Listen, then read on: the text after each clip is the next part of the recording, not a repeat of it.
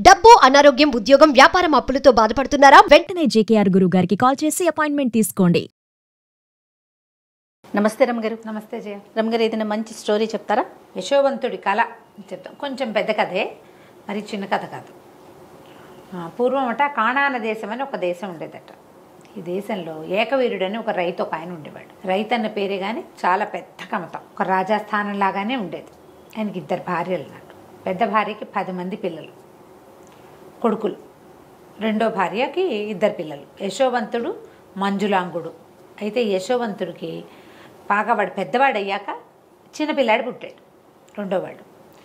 ఈయన ఈ పెద్ద పిల్లలు, మగపిల్లలు కొంచెం వాళ్ళ మేనమావల స్నేహాలు అవి ఉండి వాళ్ళు పెద్దగా తండ్రితోటి సఖ్యంగా ఉండేవాళ్ళు కాదు. పిల్లల దగ్గరికి రారు, తల్లి చుట్టూతా మేనమావల చుట్టూతా అలా ఉంటారు. ఈ రెండో భార్య పిల్లలు కొంచెం చిన్నపిల్లలు అవడంతో చంటి పిల్లలు ఎలాగైనా పసిపిల్లలు కాస్త ఎక్కువ తండ్రులతోటి సన్నికర్షగా ఉంటారు. ఈయనకి రెండో భార్య పిల్లలంటే చాలా ముద్దు. ఈ యశోవంతుడు కొంచెం ఉత్సాహపరుడు. పడుకుని ఏదైనా కల వస్తే నాకు ఇలా కల వచ్చిందని చెప్పేవాడు. అయితే ఒకసారి ఏమైందట, వీళ్ళు చాలా పెద్ద గొడ్ల మంద ఉంది, పశువుల మంద. వీళ్ళకి రైతు కదా. ఈయన తన పశువుల్ని మేపే మైదానంలో గడ్డి తగ్గిపోతుంటే ఆయన ఏమన్నట్ట, ఒరే నాయనలారా, మీరు పశువుల్ని తీసుకెళ్ళండి, పెద్ద మందాన్ని పట్టుకెళ్ళిపోండి, చిన్న మందాన్ని నాకు వదిలిపెట్టండి, మరి ఇక్కడ గడ్డి తగ్గిపోయాక చిన్నపిల్లల్ని తీసుకుని నేను వస్తాను, మీరు ముందు పెద్ద మైదానాల వైపుకి వెళ్ళిపోండి అన్నారు. పాతకాలంలో అలా చేసేవాళ్ళు. ఇప్పుడు కూడా మేకల మందల్ని వాటిని తోలుకుపోతారు. కొండపాలెం సినిమా చూసాం. కొండపాలెం సినిమాలో అలాగే కదా, మేకల్ని గొర్రెల్ని వాటిని మేపడానికి కొండల మీదకి తీసుకుంటారు. అవి బాగా బలిసేక అమ్ముకుంటారు. వాటి కాపలా కాసుకోవటం అవన్నీ వాళ్ళదే పూచి. 10 మంది మగపిల్లలు, పెద్దవాళ్ళే. సరే అందుకని పంపించాడు.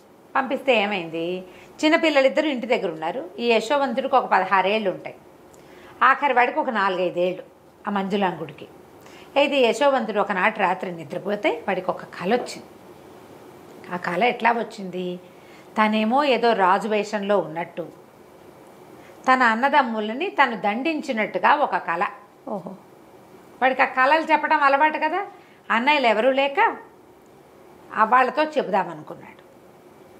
చెప్దామనుకుంటే ఇంతలో ఏమైంది, వాళ్ళు ఏం చేశారు, ఆ మైదానం మీదకి వెళ్ళిపోయి తండ్రికి కబురు చేయాల.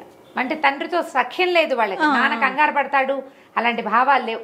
వీళ్ళకి ఏ కబురు చేయాల.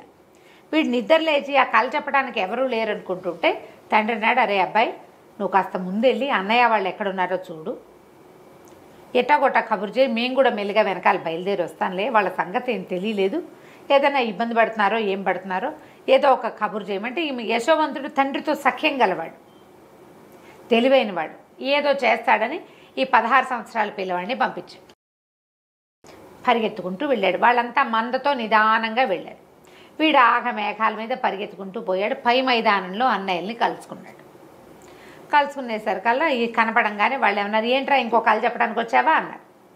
అంటే వీడు అన్నాడు, అదేంటో అన్నయ్య విచిత్రంగా వచ్చింది కళ, మీరందరూ ఇంత బలశాలులు కదా, ఏంటో నేను మిమ్మల్ని దండించినట్టు నా కళ వచ్చింది, నేను రాజులాగా ఉన్నా ఆ కళలో అనేసరికి వాడిని వేళాకోళం చేశారు. ఇంతకుముందు నీకు వచ్చిన కళలు నిజమైనాయి, కొత్తవన్నీ చెప్తావు అన్నాక వాళ్ళకి ఏమనిపించింది, వీడు కల్లో అయినా రాజు అయిపోవటం ఏమిటి, మన వెనకాల పుట్టినవాడు, కల్లో కూడా కాకూడదు. మన తమ్ముడు రాజు అయితే మనకు నచ్చుతుందా? పైగా సవతి మాత్సర్యం ఒకటి ఉంటుంది, ఇది ప్రధానమైంది. వాళ్ళు ఏమన్నారు, వీడి సంగతి చూడాలి, వీడిని ఎక్కడో చోట ఏదో ఒక జంతువుకి ఎరేసేస్తే వీటి రోగం కుదురుతుంది అనుకున్నారు. వీళ్ళందరూ కూడా ఇతని కంటే కాస్త కొద్దిగా పెద్దవాళ్ళు. వీడి వయసు వాడు ఒకడున్నాడు అందులో. వాళ్ళకి వీడు మన తమ్ముడు, వీడిని ఏమైనా చేస్తే నాన్నకి ఏం సమాధానం చెప్తాం, అయినా మనలో ఒకడిని లేదు అలా అనిపించాల. 2-3 వీడిని ఇక్కడే పాతేద్దాం అలా అనేసరికలు మిగిలిన వాళ్ళు ఒప్పేసుకున్నారు. ఒప్పేసుకుని వాడిని ఏం చేశారు, పట్టి తాడు పెట్టి ఈడుస్తూ తీసుకుపోయారు. ఎక్కడో చోట వదిలేయటాన్ని కట్టేసి ఈడ్చుకుపోతుంటే ఏమైంది, వీళ్ళకి ఎవరు కనిపించారు, ఆ దారిలో బానిసల్ని కొనుక్కునే ఒక వర్తకుల బిడారు వెళ్తారు. వాళ్ళు అనుకున్నారు, వీడిని మనం మట్టు పెట్టడం ఎందుకు, అక్కడికి వెళ్ళి పని చేసుకుంటాడు, వీడి వల్ల మనకు డబ్బులు వస్తాయని ఆ బానిసల బిడారికి 20 దినారాలకు అమ్మేశారు, 20 కాసులకి అమ్మేసి డబ్బులు జేబులో పెట్టుకున్నారు. మాట్లాడకుండా ఊరుకున్నారు, తండ్రికి చెప్పాల.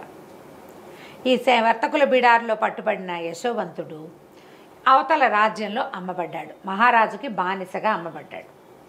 అయితే ఆయన బానిసలను ఏం చేసేవాళ్ళు, ఇలా కొనుక్కున్నాక వాళ్ళకి ఏంటి జీతభత్యాలు ఏమి ఉండవు, ఆహారం పెడతారు, పని చేయించుకుంటారు. మళ్ళీ వాళ్ళు అమ్మేసి తలుచుకుంటే అమ్మేసుకోవటమే, ఒక వస్తువు వాడు అంతే. అయితే ఈ అంతఃపురానికి దగ్గరలో అతనికి ఒక కొలువులో కుదిర్చారు వాడిని. ఏముంది, దేవుడిలో అన్నం తింటారు, ఇక ఉంటారు, అక్కడే ఉన్నాడు. వీడికి తన కళని విశ్లేషించుకోవటం అవి ప్రాక్టీస్ ఉన్నాయి, ముందు నుంచి ఉన్నాడు అక్కడే. ఈ లోపల ఏకవీరుడు కుమారులను పిల్లల్ని కలుసుకున్నాడు, చిన్నపిల్లల్ని భార్యల్ని తీసుకుని. యశోవంతుడు ఏడంటే ఏడి అన్నారు. మమ్మల్ని చూసి వెనక్కి వచ్చేసాడు, మాకు తెలియదు అనేసరికల్లా అయ్యో చిన్నపిల్లాడిని క్రూర మృగాల పారిన పడేసేసారని ఆ పిల్లవాడి మీద బెంగతోటి చిక్కి శల్యమైపోయాడు తండ్రి. పంచప్రాణాలు ఈ చిన్నపిల్లాడి మీదే పెట్టుకుని బతికేవాడు. కొంతకాలం గడిచింది. అయితే యశోవంతుడు చేరిన రాజ్యంలో రాజుగారికి ఒకనాటి రాత్రి ఒక కల వచ్చింది. చాలా విచిత్రమైన కళ. ఆయన ఎందరికో చెప్పాడు. ఆ కళ తాలూకు ప్రాఫెసీ ఇప్పుడు దీన్ని విశ్లేషణగా చెప్పగలిగిన వాళ్ళు ఎవరు కనపడలే ఆయనకి. ఎవరెవరినో రప్పించాడు. ఆ కళ ఏమిటి, ఒక పెద్ద ప్రవాహం ఈయన రాజ్యానికి ఆనుకొని ప్రవహిస్తోంది. అందులో ఇంచి 7 ఆవులు గట్టెక్కాయి. 7 ఆవులు ఎంత పుష్టిగా ఉన్నాయో, పెద్ద పెద్ద పొదుకులు, పెద్ద పెద్ద ఆవులు, ముట్టుకుంటే జారిపోతాయి చేతులు, ఈగబడితే జారేంత నున్నగా ఉన్నాయి. ఈ 7 ఆవులు మైదానం వైపుకి వచ్చి నుంచున్నాయి. ఇంతలో మైదానంలో ఇంచి 7 బక్క చిక్కిపోయిన ఆవులు వచ్చినాయి. చూస్తూ ఉండగానే ఈ బక్క ఆవులన్నీ కలిసి ఈ పుష్టిగా ఉన్న ఆవుల్ని మింగేసాయి. వింతగా లేదు కళ. ఈ వింత కళని ఆయన ఎందరికో చెప్పాడు. పుష్టిగా ఉన్నాయి ఆవులను కదా, గోదర్శనం మంచిది, కాబట్టి గోవుని తినేయడం మంచిదని ఎలా చెప్తాం? పోనీ గోవుని పులో సింహమో కాదు, గోవే తినటం. దాంతో జనాలు ఎవరు చెప్పలేకపోయారు. అయితే ఆయన మాట్లాడుతూ ఉంటే అది తెలియండి అన్నాడు వీడు పక్కన నిలబడి. ఆయనకు అర్థం కాలే, ఏమిట్రా అన్నాడు. అనేసరికి మీకు వచ్చిన కళ మన పరిస్థితిని సూచిస్తోంది ప్రభు అన్నాడు. నీకు అర్థమైందా అన్నాడు ఆయన. సైనికుడుగా నుంచున్నాడు యశోవంతుడు. నాకు అర్థమైంది ప్రభు అన్నాడు. ఏమర్థమైందో చెప్పు అనగానే 7 పుష్టి ఆవులు అంటే 7 సంవత్సరాల పాటు మనకి బ్రహ్మాండంగా పంటలు పండుతాయి, అద్భుతంగా పంటలు పండుతాయి. తర్వాత 7 బక్క చిక్కిన ఆవులు మైదానంలో నుంచి వచ్చాయంటే మనకి క్షామం రాబోతోంది 7 ఏళ్ల తర్వాత. ఓహో, ఇప్పుడు మనం ఈ 7 ఏళ్ల సంపదని, ఇప్పుడు ఈ 7 ఏళ్ళు మనం అనుభవించిన సంపత్తుని ఆ తర్వాత 7 సంవత్సరాలు మనని నాశనం చేసేస్తాయి. మనకి రాబోయే మంచికి చెడుకి సూచన ప్రభు మీ కళ అనగానే ఆయన ఆశ్చర్యపోయాడు. ఆ సభలో ఉన్న కార్తాంతికులు ఒకళ్ళిద్దరు ఇది కరెక్ట్గా ఉందని చెప్పారు. ఓకే, మాకు తట్టలేదు, ఏదో అందుతోంది కానీ వీడు బాగా చెప్పాడు అనగానే ఆయన అన్నాడు యశోవంతుడిని, సరే ఈ కళని నువ్వు మేనేజ్ చేయి, ఎట్లా చేస్తావో చెప్పు. అంటే ఏముంది, 7 ఏళ్ళు మనం సంపాదిస్తాం, ఒక్క గింజ వృధా కానివ్వద్దు, నిలవ పెట్టుకోవాలి. ఇప్పుడు ఈ సంవత్సరం మనకి బాగా ఎకరానికి 36-40 బస్తాలు పట్టేది 60 బస్తాలు వచ్చిందనుకో, నువ్వు తిన్నంత తిని పారబోసినంత పారబోస్తావు. వచ్చే మొదటి 2 ఏళ్ళు జాగ్రత్త పడతావు, నెక్స్ట్ ఇయర్ ఇంకో 4-5 ఎక్స్ట్రా పండుతాయి. 2 ఏళ్ళ తర్వాత నీకు జాగ్రత్త వస్తుందా? అస్సలు రాదు. అదే చాలా మంది బిజినెస్ పీపుల్ చేసే పనులు ఇవే. లాభాలు వస్తుంటే ఒళ్ళు తెలియకుండా అయిపోతారు, సడన్గా నష్టం రావడం మొదలు పెడుతుంది. పాత లాభాలేమో వీళ్ళు ఉడాయించేస్తారు, నష్టం రావడం మొదలుపెట్టాక ఇంకా కవర్ చేసే వీలు ఉండదు, ఇలా అయిపోతాం. సరే రాజు అన్నాడు, ఓ పని చెయ్యి, దీన్ని ఎట్లా ప్లాన్ చేయాలో చెప్పు. నువ్వు ఇంత ఐడియా ఉన్నవాడివి, నీకు ఐడియాలు లేకపోవటం ఏం లేదు. అబ్బాయికి 16వ సంవత్సరంలో వీళ్ళకి దొరికాడు. 20 ఏళ్ళు దాటాక ఈ అవకాశం వచ్చింది అతనికి. సరే ఏమైంది, ఇతను ఏం చెప్పాడంటే ఆ సంవత్సరం నుంచి ప్రజలు పండింది వాళ్ళకి అవసరమైంది ఉంచుకుని మిగిలిందంతా రాజుగారి ఖజానాకి గిడ్డంగులకి తరలించేసేయాలి. ఒక్క గింజ పారేయటానికి వీల్లేదు, ఒక గింజ పడేయకూడదు. మొత్తం గింజలన్నీ రాజుగారి గిడ్డంగులు, దానికోసం పెద్ద పెద్ద గోడౌన్లు తయారు చేయించాడు అతను. ఏటా ప్రజలు తమకు అవసరమైన ధాన్యాలు, విత్తనాలు, డబ్బు కూడా కావాల్సినంత ఉంచుకోవటం. ఇప్పుడు డబ్బు ఖజానాకు చేరిపోతుంది, ధాన్యాలు గిన్యాలు మొత్తం సమస్తం రాజుగారి గిడ్డంగులకి చేరిపోవాలి. మరుసటి సంవత్సరం పండిందంతా గిడ్డంగికి వచ్చేస్తుంది, నిరుటిది వాడుకుంటారు. ప్రతిసారి ఫ్రెష్దే ఉంటుంది, తెలివి చూడు. ప్రతిసారి ఫ్రెష్గా Freshగా ఉండాలి. ఉంటుంది. అంతేగాని 7 ఏళ్ల క్రితం నిలవబెట్టింది 7 ఏళ్ల తర్వాత అదేం పని చేస్తుంది? ఆ గింజ పని చేయదు, ఇంకా తప్పతాలు వచ్చేస్తాయి అందులో. అవునవును. ఈ నిలవబెట్టిందే మీరు వాడుకోవాలి తప్ప ఫ్రెష్ది మీ దగ్గర ఉండడానికి వీల్లేదు అని చెప్పి ఇక నిలవలు విపరీతమైన నిలవల్లోకి వచ్చేసారు వీళ్ళు. ఈ 7 ఏళ్ల తర్వాత పంటలు పండటం స్లో అయిపోయింది. ఈ మొత్తం ఈ దేశానికి చుట్టుపక్కల అన్ని దేశాలలోనూ కూడా క్షామం వచ్చేసింది. ప్రజలకు ఏ ఇబ్బంది లేదు, హాయిగా ఉంది వీళ్ళ దేశం. అయితే ఈ యశోవంతుడి ఒరిజినల్ దేశం ఉంది కదా, కానాన్ దేశం, అక్కడ కూడా వచ్చింది ఈ సమస్య. గింజలు లేని పరిస్థితి. ఓ 2 ఏళ్ళు 3 ఏళ్ళు మేనేజ్ చేశారు పాత గింజలతోటి. క్రమంగా పండకపోతుంటే నిరుడేశం గింజలు ఒక్క విత్తనం పైకి రాలేదు. ఇంకా తర్వాత ఏం చేస్తే ఏదో ఇన్ని వచ్చినాయి, అవి మళ్ళీ విత్తనానికే పనిచేస్తాయి, తినడానికి పనికిరావు, లేవు. దాంతో అన్ని దేశాలు చుట్టుపక్కల రాజ్యాల వాళ్ళంతా మాకు కూడా సహాయం చేయండి అని యశోవంతుడి దగ్గరికి రావడం మొదలెట్టారు. మోతాదుగా వాళ్ళకు కూడా సహాయం చేశాడు. పై దేశాల నుంచి సహాయం అర్థించే వాళ్ళు రావడం మొదలుపెట్టారు కొల్లలుగా. మనకు అక్కడ ఏకవీరుడు ఉన్నాడు, యశోవంతుడి తండ్రి. ఆయన ఏం చేశాడు, కుమారులకు చెప్పాడు, నాయన మీరు కూడా వెళ్ళి ఆ రాజుగారి దగ్గర నుంచి ఏమైనా కొన్ని విత్తనాలైనా పట్టండి, వాళ్ళ విత్తనాలు మూలుస్తాయి ఈ సంవత్సరం తినడానికి, తర్వాత మనం విత్తనాలకి మన విత్తనం మొలవటాల వాళ్ళది గట్టిగా ఉంది అనేసరికి వీళ్ళని 10 మంది అన్నయ్యలు సంచులు గుచ్చుకుని వెళ్ళారు. యశోవంతుడిని వాళ్ళు గుర్తుపట్టలేదు. అప్పుడు వాళ్ళు చూసేసరికి లేత నూగు మీసాలు రాని పిల్లవాడు. ఓకే. ఎంత వయసు వచ్చింది? 30 దాటిపోయినాయి అతనికి. ఎవరు అతన్ని గుర్తుపట్టల. తర్వాత ఏమో ఇతను గుర్తుపెట్టేశాడు అన్నయ్యలు. ఓకే. అన్నయ్యలు ఎందుకంటే వీళ్ళలో పెద్దవాడు 24 ఏళ్ళ వాడు అప్పటికే. 24-26 ఏళ్ళు ఉన్నాయి. ఆ వయసు పిల్లలు ఏం పడతాయి మొహాలు? అన్నయ్యలు గుర్తుపట్టాడు. అక్కడి నుంచి మీరు వేరే దేశం వాళ్ళు కాబట్టి మేము మీకు ఇవ్వము అన్నట్టుగా మాట్లాడితే బతిమలాడారు. కాదండి, మేము ఇంచుమించు ప్రభువు మా తండ్రి మా ప్రాంతానికి, ఈ కానాన్ దేశానికి చాలా పెద్ద కమతం. మేము 12 మంది అన్నదమ్ములం, మేము ఇప్పుడు 10 మంది వచ్చాం. మాలో ఒకడు చిన్నప్పుడే క్రూర జంతువుల పాల పడిపోయాడు. చిన్నపిల్లాడి మీద ప్రాణం పెట్టుకుని ఉంటున్నాడు మా నాన్న. మాకు ఇంకా వేరే దారి లేదు. ఇంకో తమ్ముడు ఇంటి దగ్గర ఉన్నాడు, ఇవ్వండి అని బాగా బతిమలాడేసరికల్లా తను ఏమన్నాడు, సరే ఇప్పుడు వీళ్ళని రప్పించాలి ఎలాగైనా. తమ్ముళ్ళల్లో ఆఖరి తమ్ముడు ఇంటి దగ్గర ఉన్నాడు కదా, వాడిని తెచ్చి నాకు చూపించండి, నేను మీ మాట నమ్మాలంటే అన్నాడు. అనేసరికల్ వీళ్ళు లబలబలాడారు, మా నాన్న ఒప్పుకోడండి అని.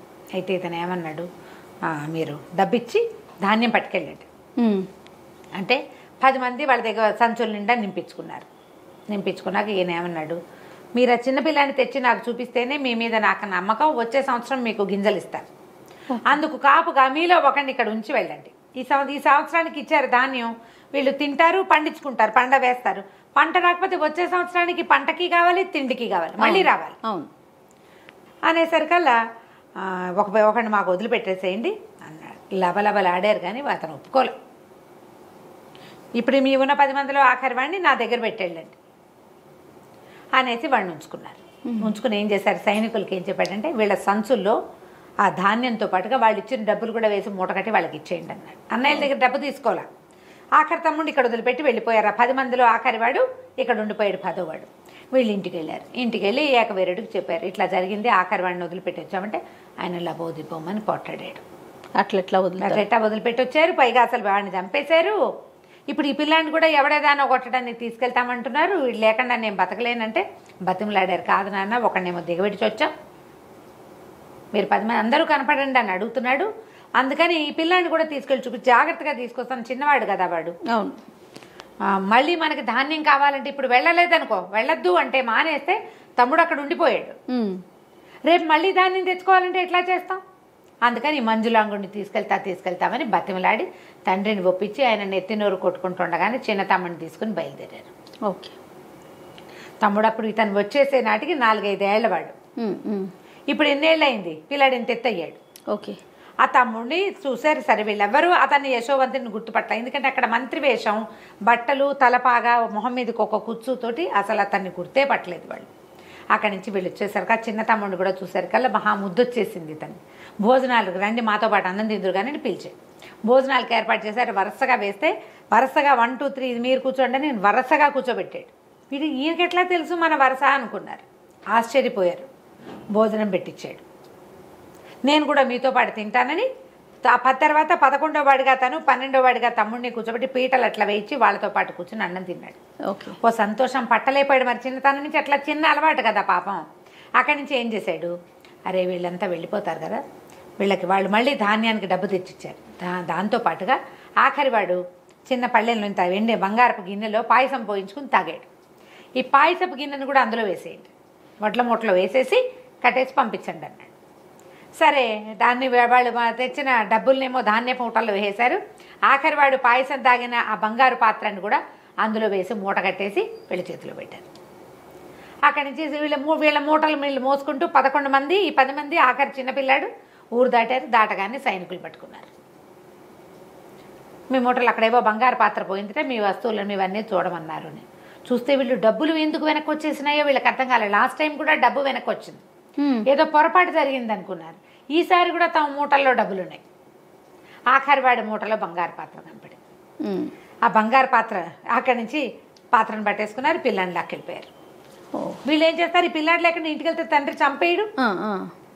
లాభోదీపమని పరిగెత్తారు. మళ్ళీ వెనక్కి పరిగెత్తి అతనికి ఏంటంటే తండ్రిని చూడాలనుంది. తండ్రి కూడా తమతో ఉంటే బాగుండనుంది. ఏ రకంగా చెప్పాలో తెలియలే, అందుకని ఎత్తెత్తాడనమాట. అక్కడి నుంచి పెద్దవాళ్ళంతా బతిమలాడారు, బాబు మేము చేయలేదండి, పైగా మా పిల్లవాడు అట్లా కక్కుర్తి పిల్లాడు కాదు, వీడు మా ఇంట్లో వీడే కింగు, మేము మలమల వాడిపోయాము గింజలు లేక, అయినా మా ఇంట్లో వెండి పాత్రలు బంగారు పాత్రలు ఉన్నాయండి, వీడు పుట్టినప్పటి నుంచి బంగారు కంచంలో తినేవాడే, వాడికి ఒక్కడికే ఉంది ఆఖరి వాడని బంగారు కంచం, మా వాడు అట్లాంటి పిల్లవాడు కాదని బతిమలాడారు. కానీ కాకపోతే ఏమైంది, అలా వీళ్ళు బతిమలాడి మాట్లాడుతుంటే ఇతను తన తలపాగా ఇవి చుట్టూతా ఉన్న ఉత్తరీయము తీసి పక్కన పెట్టాడు. ఈ చిన్న పిల్లాడు ఒక్క ఎగిరి అన్నాన్ని కావలించుకున్నాడు. అప్పటిదాకా తెలియలే వాడికి. పైగా మంత్రి గారు మొహంలో ఒక మొహం పెట్టి ఏం చూస్తాడు, అవును పక్కన కూర్చున్నాడు. దానికి తోడు కావలించుకునేసరికి వాళ్ళు నిర్కాంతిపోయారు. ఒరే ఏమిట్రా అన్నారు వాళ్ళు. వాళ్ళల్లో ఒకళ్ళిద్దరు దగ్గరికి వచ్చి పిల్లాడిని లాగబోయేసరికల్లా వాళ్ళకి కనపడింది వాడి తండ్రిదే, వాడి మొహం. అందరు ఆశ్చర్యపోయారు. అప్పుడు వాడికి జరిగిందంతా చెప్పాడు. ఒక బండి పంపించి తండ్రిని తల్లుల్ని రప్పించుకున్నాడు. వాడికి వచ్చిన కళ ఎలా నిజమైంది, తను రాజుగా ఉన్నట్టు మిగతా వాళ్ళంతా కూడా అన్నయ్యల్ని దండిస్తున్నట్టు వచ్చిన వాడి కళ ఇన్నేళ్లకి కళలు ఫలిస్తాయి. రాజుగారి కళ కూడా ఫలించింది. ఇలాంటిది జరుగుతుందని ఊహించకుండా వాడేదో తను రాజైపోయాడన్న కోపంతో ఈ పని చేశారు. వాళ్ళకి బాధగానే ఉంది, ఆ తమ్ముడిని మిస్ చేసుకున్నామని. ఇక చేయగలిగేది ఏమీ లేదు. తర్వాత యశోవంతుడు తన అన్నయ్యల్ని తన రాజ్యంలోనే ఉంచుకున్నాడు. అతను మంత్రిగా ఎంతకాలమో రాజ్యం చేశాడు. ఆ కానాను దేశంలో ఉన్న వీళ్ళ పొలాలన్నిటినీ కూడా తమే వెళ్ళి స్వాధీనం చేసుకున్నారు. సో కళలు ఫలిస్తాయని అనుకోవాలి. రైట్ రాము గారు, నమస్తే.